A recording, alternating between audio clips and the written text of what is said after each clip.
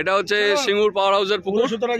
আজকে সব শিকারীরা এসছেন এখানে।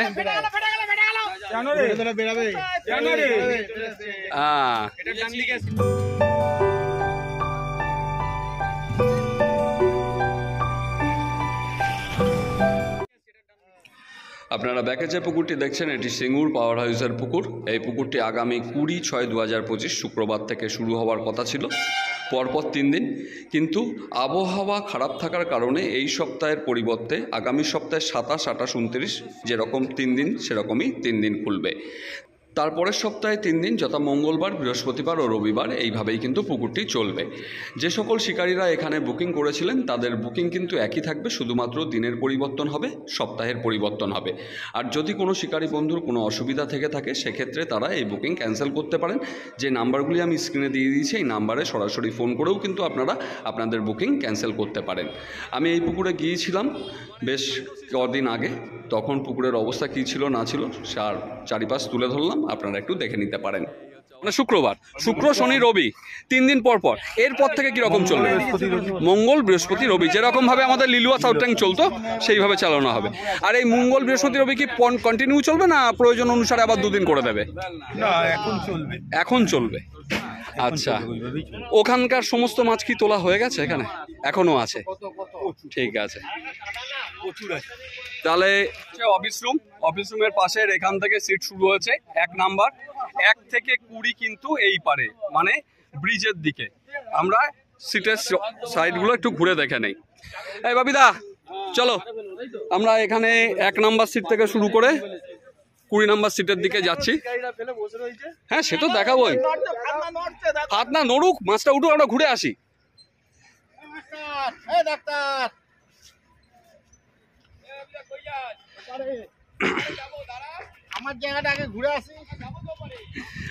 আমরা পুকুরের চারিপাশটা ঘুরে দেখছি, পরিষ্কার করা হয়েছে, মাটির পাড়েই বসার জায়গা, কোনো রকম মাচা টাচার ব্যবস্থা এদিকে নেই আপাতত। তবে সামনে মনে হচ্ছে কয়েকটি মাচা হতে পারে। তাহলে এইখানে যে মাচার মতো এই স্ট্রাকচার করা হয়েছে, ও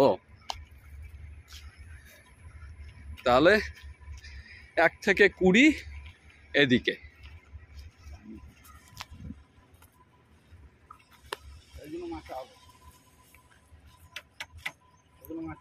হ্যাঁ, এগুলো মাচা হবে। 1টা, 2টো, 3টে, 4টে, যত সম্ভব 4খানা মাচা হবে, কারণ এই জায়গায় মাটিটা একটু নিচু আছে, বৃষ্টি হলে জল উঠে যাবে।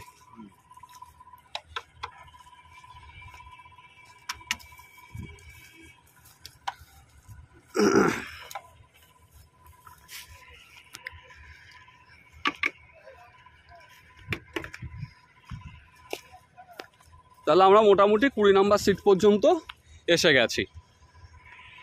আর আমরা এপাশে এসে পৌঁছেছি। এখানে 21 থেকে সিটগুলি পরপর পরপর যাচ্ছে। ওই যে দড়ি দেখতে পাচ্ছেন, মাছও উল্টাচ্ছে। সিটগুলো কিন্তু একটু ক্যারাভাবে বসবে। এখানে সিটগুলো ক্যারা বসবে তো? হ্যাঁ, সে তো মার্কিং দেখাই যাচ্ছে, কিন্তু তোমার সিটের এখানে বসার জায়গাটা এই হবে। হ্যাঁ, একটু ক্রসে বসবে। এ পাশেও পরিষ্কার করা হয়েছে। এই পাশটা কি কলাতলা বলা হয়? এটা কলাতলার মাঠের দিকটা, এখন কলা গাছ নেই, পুরো পরিষ্কার। এই হচ্ছে আমাদের সিটের অবস্থা। মাছ অলরেডি ওখানে খেয়ে গেছে, বাবুদা খেলাচ্ছে।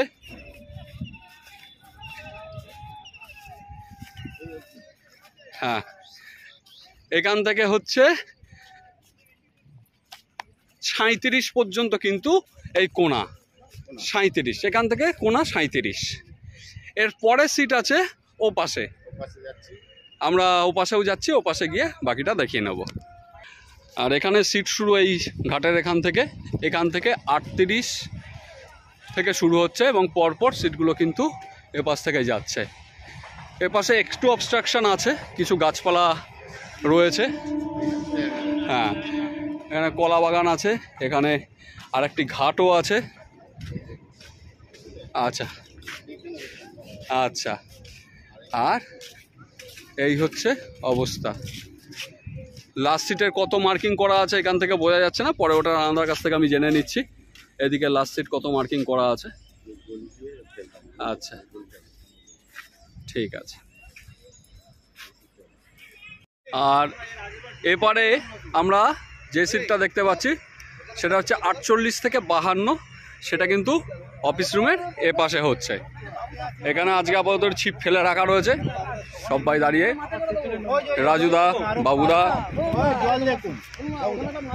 ওখানে জল অল্প, ওখানে জল অল্প। হ্যাঁ,